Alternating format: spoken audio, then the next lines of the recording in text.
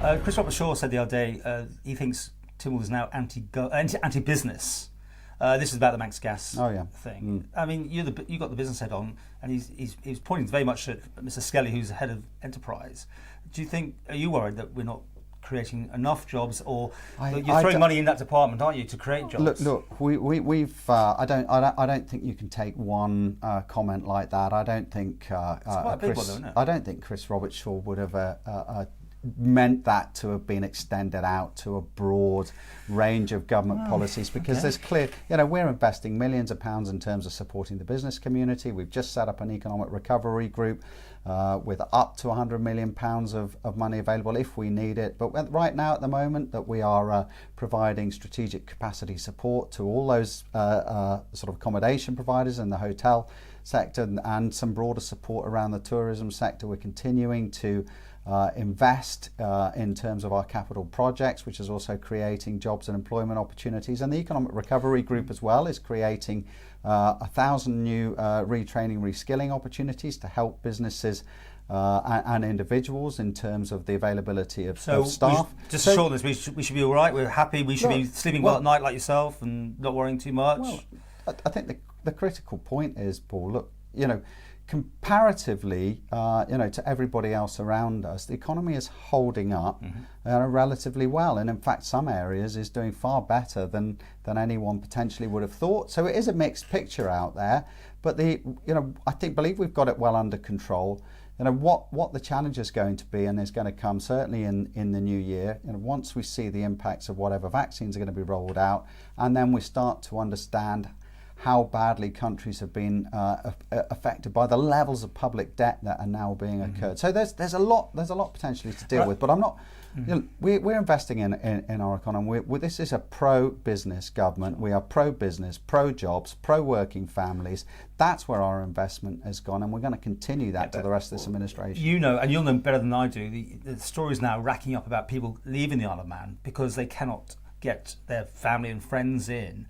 We hear about the schools and that sort of thing as well. But I mean, these are people who are paying taxes, yet the older population is still increasing here. This is a worry, surely, isn't it? We're not balancing our books enough to get people to come to the Isle of Man. Paul. I mean, some of that is quite just anecdotal and subjective. You know numbers. That's what I'm saying. We don't always know the exact numbers. You know more than me. It takes a while sometimes for the sort of truth to out, if you like. I mean, are you worried about numbers here, though? Well, anecdotally, we have seen some people who have decided that the impact of COVID and the way that we've managed the borders has affected them too much, in terms of they feel isolated from their direct family, and chosen to go. Accept that.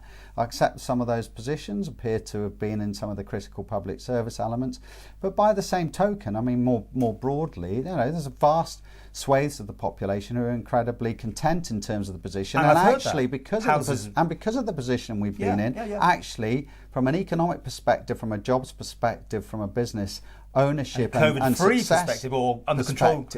The economy's been performing, relatively well, and actually has helped plaster over some of the cracks that may have been apparent because we haven't had the same flow of visitors or business visitors or tourism visitors through to the island. So actually, yes, there's always going to be some negatives in a situation like this. We recognise that. We also recognise that we've got to deliver for people. Certainly very early in the new year, some form of guideline strategy for the medium term as to how the government intends to try and move forward with COVID. You're the first one to say this. Wow. Well, I don't think I am. I've heard nothing. I don't think anyone's heard anything about planned the actual, besides waiting for the vaccine. I think that's. I think if you'd studied the Tynwald Order paper, there was a motion from the government. It was withdrawn, but did set out that we were developing out and needed a medium-term strategy. We will work on that, and we will deliver something in January, I hope, that will set out how, or a framework at least, of how we now need to move forward in the light of potential vaccine rollouts. And a changing situation. I think the Chief Minister said multiple times we can't stay like this. We know that. Yes, we've got to protect people's health. There's not been anything because the situation has been critical in the UK. But that doesn't mean to say, and told you this before in September, we have to lead in terms of understanding what is going to take us out of this. And I think a lot of people now, particularly in the business community, want to understand how the island will plan for a safe and secure exit to protect many people as we can, clearly on the back of what I hope, and we've got to be optimistic about the impact of vaccines, what I hope will be a successful vaccine rollout, that we will get over here. And of course, I'm sure in due course the Health Minister will explain very clearly how he intends to make sure, once he understands the numbers of vaccines and when they arrive, how he intends to roll that program out. I'll ask him on Saturday when he joins me for a long discussion. I'm sure he'll. You mentioned TT ages ago. I'm pretty sure you said there'll be a decision before Christmas. Is that what you did say, or yeah?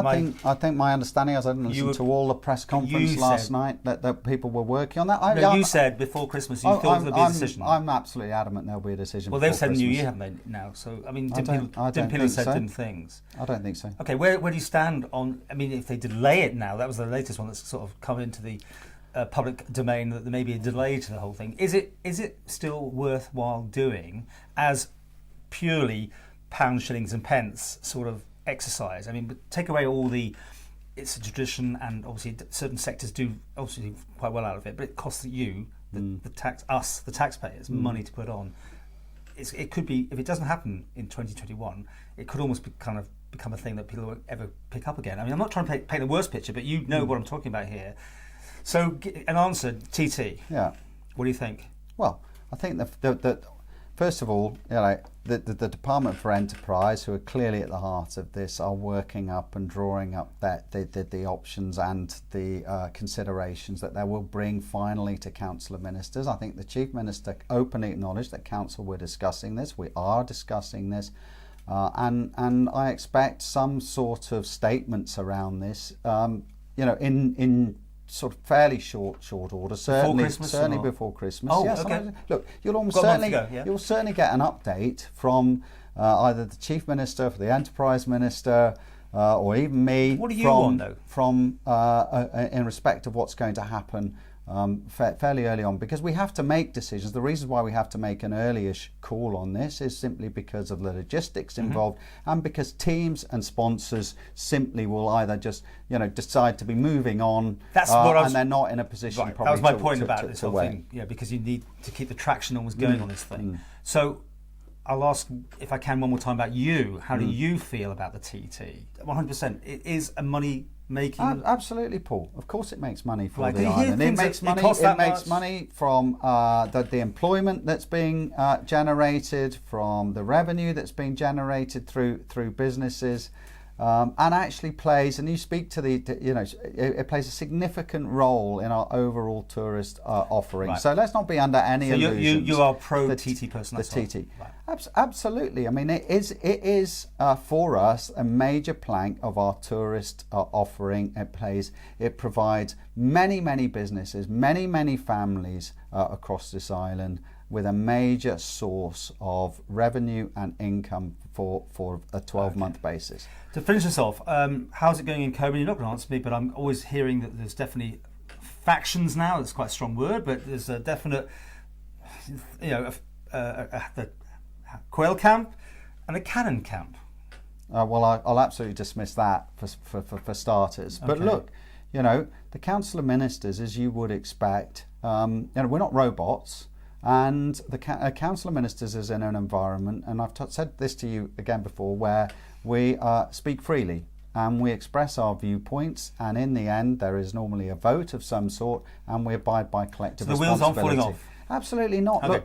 Look, everybody is on side with the way the response has been undertaken to this pandemic, and on side with the position that we are in, and we will now work together as a collective, and indeed I hope with Tim Wall colleagues, to deliver some sort of platform or strategic approach for the new year that will give everybody a guideline or a framework in terms of how we are going to help the island move itself forward and perhaps get ourselves moving, of course dependent on both the level of virus infections around us, and of course the delivery of a vaccine.